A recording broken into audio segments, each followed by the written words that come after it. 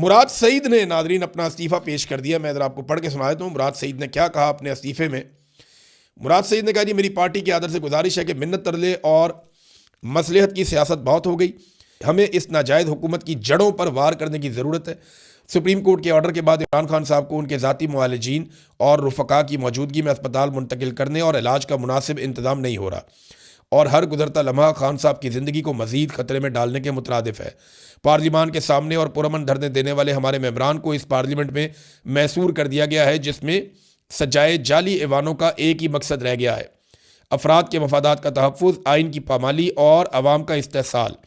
ہمیں فوری طور پر سینٹ، قومی اسمبلی پنجاب اور سندھ اسمبلی سے یکمشت استعفے دے دینے چاہیے. اس ضمن میں اپنا استعفیٰ پارٹی نگران چیئرمین بیرسٹر گوہر خان اور جنرل سیکرٹری سلمان اکرم راجہ کو ارسال کر رہا ہوں، اور ساتھ ہی ملک کے تمام شہروں میں عوام، پارٹی تنظیمیں، یوتھ ونگ اور آئی ایس ایف اپنے اپنے شہروں کی مرکزی سڑکیں بند کرنے اور احتجاج کا سلسلہ جاری رکھیں. یہ مراد سعید نے کہا ہے. ناظرین کچھ اور بھی بیانات آئے ہیں، سخت بیانات ہیں. ان میں ایک بیان جو ہے وہ جاوید ہاشمی صاحب کا ہے. لیکن ایک بات آپ ذہن میں رکھیں کہ خالد خورشید نے گراؤنڈ پہ بہت کام کیا ہے اس احتجاج کے سلسلے میں، اور انہوں نے کہا جی کہ پاکستان تحریک انصاف کے کارکنان نکلیں اور ساری شاہراہیں بند رکھیں. عمران خان کے لیے آپ کے دلوں میں بہت محبت ہے. آج معاملات زبانی کلامی یا سوشل میڈیا کے میسیجز سے حل نہیں ہوں گے. آپ سب سے درخواست ہے کہ اپنے بچوں کو اور فیملیوں کو ساتھ لے کر نکلیں. جو لوگ روڈ بند کر رہے ہیں، جو نوجوان اس وقت ہمت دکھا رہے ہیں، آپ گھروں میں نہ بیٹھے رہیں، ان کی مدد بھی کریں.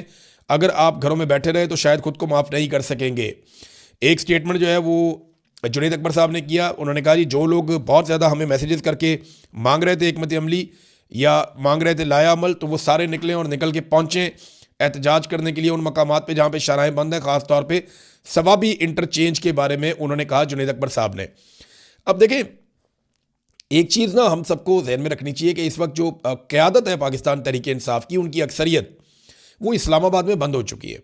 جتنے اہم لوگ ہیں وہ سارے کے سارے اسلام آباد کے ایوانوں میں بند ہیں. کچھ لوگ اس وقت پارلیمنٹ کے اندر، کچھ پارلیمنٹ لاجز کے اندر، کچھ خیبر پختونخوا ہاؤس جو ہے اس کے اندر بند ہے، اور وہاں پہ یہ لوگ احتجاج کر رہے ہیں. اب پاکستان کے اندر، پورے پاکستان میں اگر عوام نکلتی ہے اور ایک بڑا سخت رد عمل دیتی ہے آنے والے دنوں میں، اور اس رد عمل کے نتیجے میں کچھ بڑی کامیابی ملتی ہے، تو صحرا تو پھر یہ قیادت اپنے سر باندھ لے گی. لیکن اگر خدا نہ خواستہ حالات 9 مئی کی طرف جاتے ہیں تو یہ لوگ تو کل کو یہ کہہ لیں گے بڑے آرام سے کہ جناب ہم تو اپنے اسلام آباد کے اندر بند تھے، ہم تو وہاں پہ موجود ہی نہیں تھے. تو یہ ایک طرح سے اس کو اس اینگل سے بھی لوگ دیکھ رہے ہیں. جاوید ہاشمی صاحب نے ایک ٹویٹ کیا. انہوں نے کہا عمران خان کے خلاف بدترین ظلم ہو رہا ہے. اس کے خلاف یہ ظلم آپ کو، آپ کے ڈر کو ظاہر کر رہا ہے. آپ کو کوئی استثنا بچا نہیں سکے گا. پارلیمنٹیرینز کو محصور کرنا بھی اسی بزدلی کا تسلسل ہے. بے فکر رہے. اب عوام اور عمران خان کا تعلق ہے. عوام اپنے لیڈر کے لیے نکلے گی. دیکھیں اگر لیڈر کے لیے عوام نکل آتی ہے نا تو صورتحال بالکل ایک دم بدل جائے گی.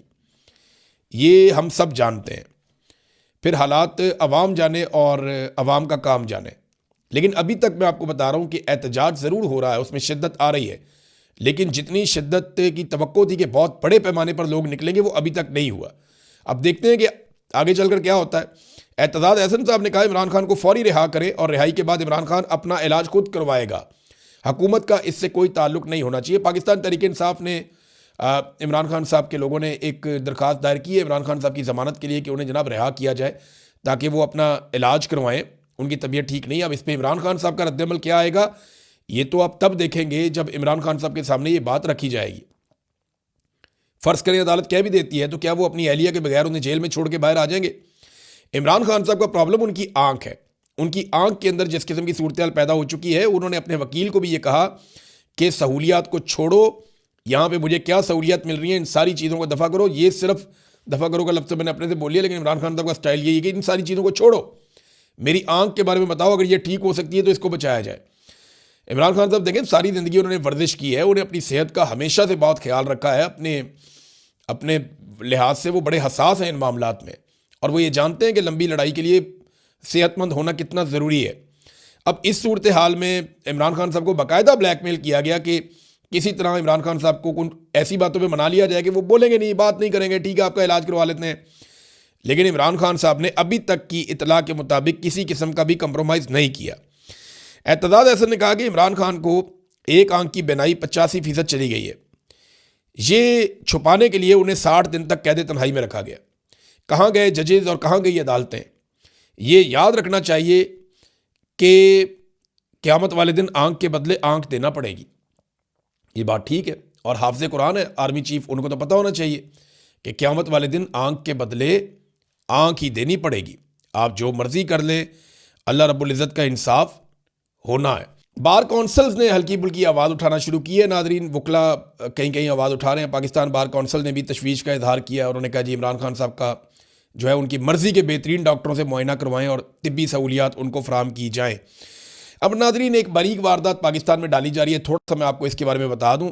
ایک تو جیو نیوز نے 3 مرتبہ، میں نے خود ایسے کلپ دیکھے ہیں جن میں جیو نیوز نے یہ پروپیگنڈا پھیلایا کہ جناب یہ کہا جا رہا ہے عمران خان کے حامیوں کی جانب سے، جناب یہ کہا جا رہا ہے، وہ کہا جا رہا ہے کہ عمران خان صاحب کی جیل میں موت ہوگی۔ ایسی کوئی بات عمران خان کے کسی حامی نے نہیں کہی۔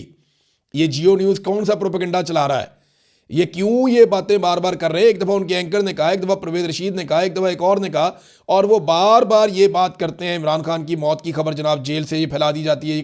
کس نے پھیلائی ہے؟ کسی شخص نے پاکستان تحریک انصاف میں سے ایسی بات نہیں کی، کوئی ایسی بات نہیں پھیلا رہا۔ یہ صرف لوگوں کی ذہن سازی کر رہے ہیں، یہ باریک واردات ڈال رہے ہیں، ان کے اوپر آپ نظر رکھیں۔ یہ جیو گروپ یہ حرکت کر رہا ہے، اور میں نے ان کے چینل پہ یہ سنا ہے۔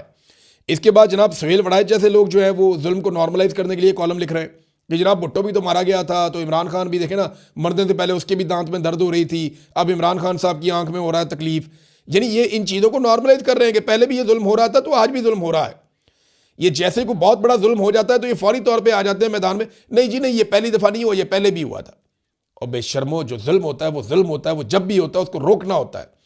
میری گزارش ایسے لوگوں سے یہ ہے، خاص طور پہ انصار عباسی صاحب سے اور سہیل وڑائچ صاحب سے، انہیں چاہیے کہ اکیلے میں بیٹھیں اور بیٹھ کے سوچیں۔ اگر ہو سکے تو کسی مسجد میں جائیں، نماز پڑھیں 2 نفل، اور بیٹھ کر سوچیں کہ کیا ظالم کے ساتھی بن کے اس کی مدد کر کے یہ مظلوم کے لیے مجرم نہیں بن رہے؟ کیا ان کو کل جواب نہیں دینا پڑے گا؟ کیا انہیں اللہ رب العزت سے ڈر نہیں لگتا؟ جتنا ظلم اس جابر نظام نے کر دیا ہے، یہ اس کے ساتھی کیوں بن رہے ہیں؟ یہ اس میں اپنے آپ کو باہر بھی رکھ سکتے ہیں۔ ان کے اپنے ساتھی ان کو خفت کا اظہار کر رہے ہیں، جناب آپ نہ ہی لکھتے تو بہتر تھا۔ بہت سارے لوگ اس طرح کی باتیں کر رہے ہیں، اور ادارے بھی ایک بات سمجھ لیں، انہیں نا دیکھیں، ابھی ابصار عالم صاحب نے بھی اسی قسم کا ایک شدنی چھوڑ دی کہ عمران خان کی آنکھ بالکل ہی ختم ہو گئی۔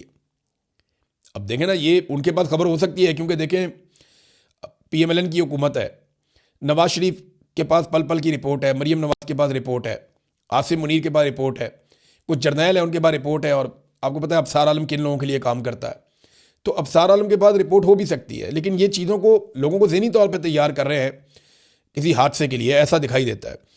اب یہ جو امکان ایک پیدا ہوتا تھا نا پاکستان میں، یہ میں اسٹیبلشمنٹ کو ایک بات کلیئرلی سمجھانا چاہتا ہوں۔ اسٹیبلشمنٹ بولے تو پاکستان کے سارے کور کمانڈرز وہ بھی سن لیں، پاکستان کی فوج بھی سن لیں، پاکستان کے جتنے بھی اسٹیبلشمنٹ کے تگڑے لوگ ہیں، خاص طور پر ملٹری اسٹیبلشمنٹ، سارے سن لیں کہ اگر کوئی امکان تھا نا کہ یہ نفرت کم ہو جائے گی پاکستان میں، اداروں اور عوام کے بیچ میں جو خلیج پیدا ہو رہی ہے وہ بھر جائے گی، تو یہ جو گھٹیا حرکت ہوئی ہے نا، اس کے بعد یہ نہیں بھرے گی۔ یہ جو روایتی جماعتوں کو اس بات کی امید تھی کہ ان کو جمہوری تسلیم کر دیا جائے گا، پیپلز پارٹی کو، پی ایم ایل این کو، شریف خاندان کو، زرداری خاندان کو، تو یہ نہیں ہوگا۔ خاص طور پہ اسٹیبلشمنٹ کے لیے یہ سوچنے کی بات ہے کہ انہوں نے اپنے سارے رستے بند کر لیے ہیں، اور اب انہیں اندازہ ہو جانا چاہیے کہ ان کی واپسی کا امکان تقریباً ختم ہو گیا۔ عوام اب انہیں کبھی تسلیم نہیں کرے گی۔ جو کچھ یہ عوام کے سب سے مقبول لیڈر کے ساتھ کر رہے ہیں نا، اس کا رد عمل آئے گا، آج نہیں آئے گا تو کل آئے گا۔